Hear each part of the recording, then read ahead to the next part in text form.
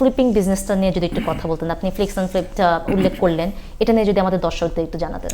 Flip হচ্ছে short time investment, then you make some money. এটা either হইতে পারে fix and flip or wholesaling, যেটা বলছিলাম। হোলসেলিং বলতে ধরেন আপনি ব্যাংক অকশন বা বিভিন্ন অকশন থেকে বাড়ি নিলেন, আপনার যে কন্ট্রাক্টটা ওইটা বা আরেকজনকে অ্যাসাইন করে দিলেন।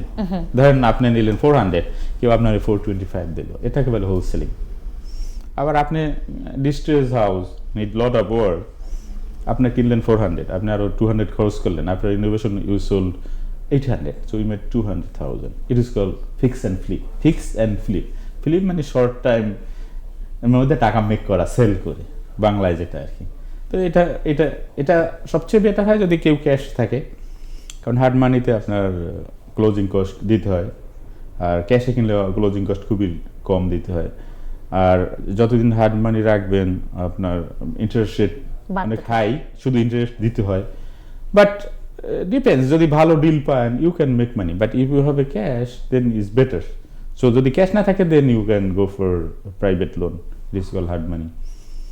সো কিন্তু ফ্লিক্স অ্যান্ড ফ্লিপের ক্ষেত্রে অনেকটা সময় ব্যয় করতে হচ্ছে, মানে আমার জানতে হচ্ছে যে আমি বাড়িটাতে যেহেতু আমার আরো 200-200K খরচ করে অনেকগুলো জিনিস মেরামত করতে হবে, সেই সময়টা আমার আলাদা করে পৃথক করে রাখতে হচ্ছে। হ্যাঁ, ধরেন আপনার কেনার পরে হোল্ডিং টাইম, আপনি ক্যাশে কিনলে তো আর মর্টগেজ দেওয়া লাগতেছে না, বাট আপনার রিপেয়ার, কত রিপেয়ার, এই জন্য আপনি যারা কন্ট্রাক্টর তাদের নিয়ে দেখাইতে পারেন যে আমি এই কাজ করতে চাই, কত খরচ লাগবে, তো কেনার পরে খরচ, তারপর closing cost, property transfer tax দেওয়ার পর আপনার কত প্রফিট থাকবে, মার্কেট সম্পর্কে আপনার জানতে হবে যে এই মার্কেটে এত প্রাইসে বিক্রি হয়, এগুলি বুঝে শুনে আপনি করতে পারেন।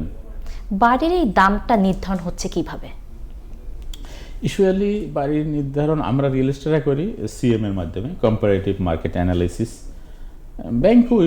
ব্যাংক আবার কম্পারেটিভ মার্কেট অ্যানালাইসিস করে তার রিসেন্ট সেলের উপরে। আচ্ছা, তখন আমরা দেখি রিসেন্টলি কত বাড়ি বিক্রি হয়েছে, কত বাড়ি মার্কেটে আছে, কত বাড়ি এক্সপায়ার হয়েছে লিস্টিং থেকে।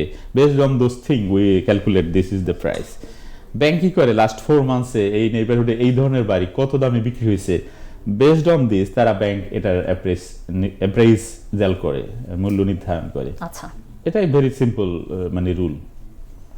ইনভেস্টমেন্ট প্রপার্টি নিয়ে একটু কথা বলবো।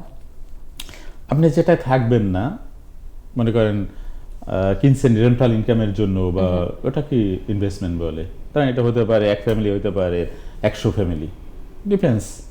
মানে আপনি থাকছেন ওটা রেজিডেন্সিয়াল, আপনি যেটা থাকছেন না ওটা থেকে টাকা ইনকাম করছেন, রেন্টাল বা ক্যাশ ফ্লো, ওটা কি বলে ইনভেস্টমেন্ট। সেটা হতে পারে স্মল, হইতে পারে বিগ। আর রেন্টাল প্রপার্টি বলতে ওই একই, মানে ওইটাও ইনভেস্টমেন্ট, তার নাম আলাদা আলাদা নাম আছে, ডিফারেন্ট নামে উল্লেখ মনে করা করেন হচ্ছে।